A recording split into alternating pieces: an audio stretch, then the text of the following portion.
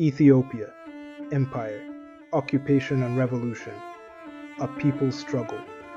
In the Horn of Africa stands a kingdom older than time.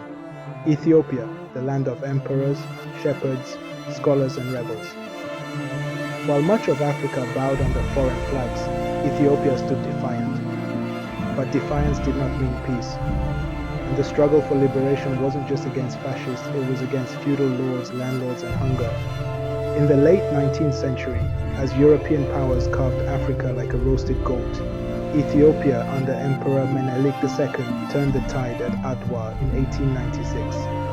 Italian colonial ambitions shattered beneath a storm of shields, rifles, and sheer will. It was a victory of epic proportions, but it didn't mean freedom for all Ethiopians. Inside the empire, a different hierarchy ruled. Menelik's empire thrived on a feudal order. Land was concentrated in the hands of nobles, clergy, and military elites. Below them, a sea of tenant farmers, serfs, and pastoralists. The peasants paid with grain, sweat, and silence. This was not colonialism by foreign hands, but by class. The empire expanded south and east, absorbing diverse communities, often through conquest. Oromo, Sidama, Somali, and others were folded into the imperial map and their lands into elite estates. But colonization did come. In 1935, fascist Italy under Mussolini returned this time with poison gas, tanks, and racial ideology. The 5-year occupation was brutal. Yet again, resistance bloomed not just from palaces, but from villages, forests, and churches. Arbegnok, the patriot fighters, fought Italy from the highlands.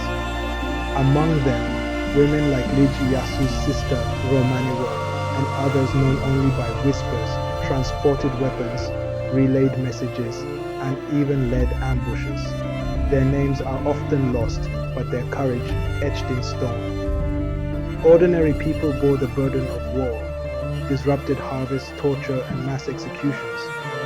But from this fire came a national myth: Ethiopia unconquered. But was every Ethiopian truly free? In 1941, Emperor Haile Selassie returned with British support. Ethiopia rejoined the world stage, but the feudal order remained intact. Land reform denied, democracy deferred. The upper class thrived: nobles, landlords, and royal loyalists. Meanwhile, most Ethiopians remained landless tenants, working ancestral soils they didn't own, paying taxes to feed imperial courts. By the 1960s, the tide turned. University students led the charge, asking questions the emperor avoided. Land to the tiller. Equality for all nationalities. Down with feudalism. Youth, especially from humble rural origins, brought class analysis to the capital. Their movements were influenced by Marxism, Pan-Africanism, and sheer frustration. The educated children of peasants became the empire's sharpest critics. Women were the hidden backbone of this awakening. Martha Mikael, a former student activist, smuggled literature, organized sit-ins, and later mentored exiled revolutionaries. Mothers turned homes into safe houses. Girls in high schools began debating Lenin and Fanon in Amharic. This wasn't just rebellion, it was a class war. In 1973, famine struck Wollo province. Over 200,000 Ethiopians died, many in silence. Yet the imperial court hosted lavish banquets. International outrage sparked a rebellion. The contradictions of class could no longer be ignored. In 1974, Ethiopia's monarchy crumbled. The military junta, the Derg, took over, promising revolution. Led by Colonel Mengistu Haile Mariam, they proclaimed land to the tiller, and for a brief moment power shifted. Landlords fled, estates were seized, ordinary people began managing farms collectively.